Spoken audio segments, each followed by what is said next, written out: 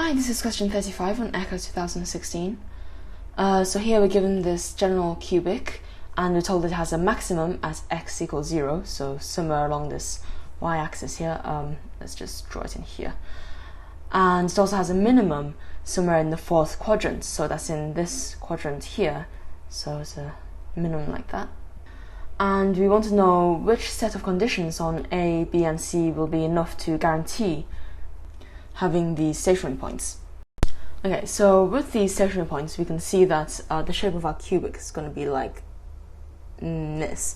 So because it takes this shape and not like this, then we know that this A must be positive. So we can straight away get rid of all of these. Let's say that A is less than 0.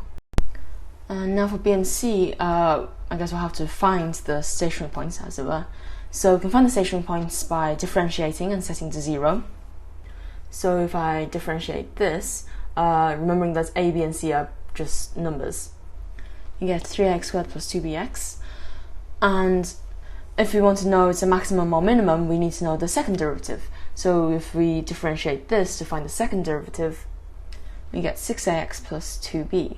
Okay, so now working with this, if we set the derivative to 0 to give us the stationary points, we see that, okay, from this we can definitely factorize out an x. And then this gives us that the stationary points are going to be at x equals 0 and x equals minus 2b over 3a. And we know that the stationary point at x equals 0 is a maximum. So if we use that with the second derivative, x equals 0 gives us that the second derivative is 2b, and this must be less than 0 to have a maximum. So that gives us that 2b is less than 0, which of course then means that b is less than 0. Okay, so now we can get rid of, can get rid of these two, and all we have to decide is the sign of c. And c is the y-intercept, so changing c just moves this graph up and down. So c less than 0 means that this y-intercept is below 0 and our graph is down here somewhere, and c greater than 0 means it's up here somewhere. And we know that this minimum point must be in this fourth quadrant here.